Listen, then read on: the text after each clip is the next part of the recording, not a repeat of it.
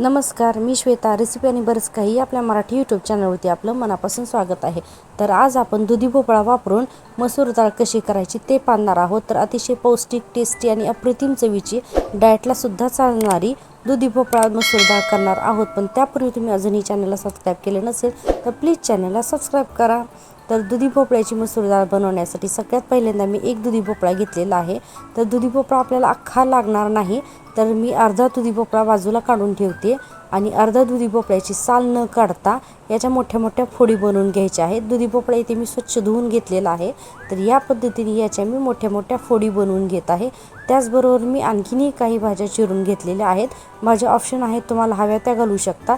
इथे मी एक मध्यम आकाराचा कांदा चिरून घेतलेला आहे. दुधी भोपळ्याच्या फोडी आहेत 1 वाटी. त्याचबरोबर एक छोटं वांगं चिरून घेतलेलं आहे, 1 वाटी टोमॅटो आणि 1 वाटी मसूर डाळ जी मी स्वच्छ धुवून घेतलेली आहे. आता एक छोटा कुकर घेतलेला आहे मी आणि याच्यामध्ये मी घालते भोपळा, मसूर डाळ. त्याचबरोबर याच्यामध्ये घालायचा आहे कांदा जो चिरून घेतलेला आहे. आता घालते छोटंसं चिरलेलं वांगं. वांग्यामुळे याच्यामध्ये एक वेगळीच टेस्ट येते, त्यामुळे शक्यतो वांगं एक मिस करू नका. यामध्ये घालायचं आहे 1 वाटी टोमॅटो. आता थोडीशी हळद घालते मी आणि गरजेनुसार यामध्ये पाणी घालायचं आहे. 2 हिरव्या मिरच्या घालते. पाणी घालून कुकरला मी झाकण लावून अगदी याच्या 2 शिट्ट्या काढून घेत आहे.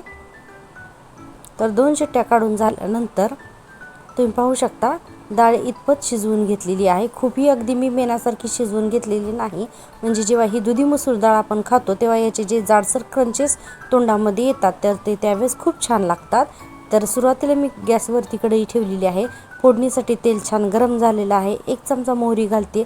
आता याच्यामध्ये ठेचून घेतलेला लसूण घालायचा आहे. तर 1 चमचा लसूण घालते मी. तर लसूण घातल्यानंतर लसूण हा आपल्याला गोल्डन ब्राऊन होईपर्यंत छान असा परतून घ्यायचा आहे, म्हणजे लसणाचा जो फ्लेवर आहे तर तो या दुधी मसूर डाळीमध्ये पूर्णतः येतो. आता आपण कुकरमध्ये घोटून घेतलेलं जे मिश्रण आहे तर ते याच्यामध्ये घालायचं आहे, जे दुधी आणि मसूर डाळीचं आहे.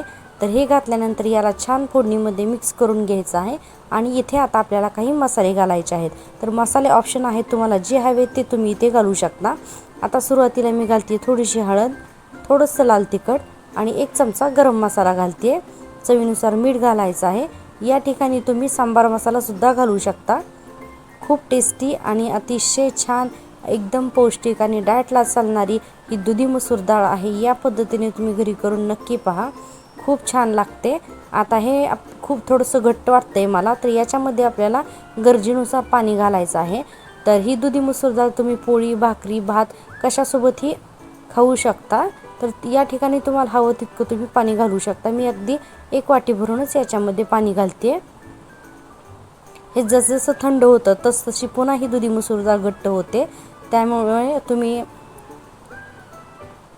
तुम्हाला हवं तसं पाणी घालू शकता. 5 ते 6 मिनिटानंतर बघूयात, छान याला उकळी आलेली आहे. अगदी याच्यामध्ये मी तेलाचा वापर खूप कमी केलेला आहे. तर तुम्ही पाहू शकता आपल्याला ही डाएटला सुद्धा चालणार आहे. तर म्हणून ही अशी मी दुधी मसूर डाळ बनवून घेतलेली आहे.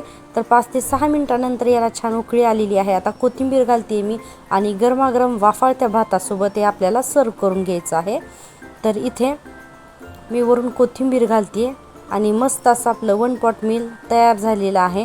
तर तुम्हाला ही रेसिपी कशी वाटली, जर का आवडली असेल तर प्लीज चॅनलला लाईक, शेअर आणि सबस्क्राईब करा.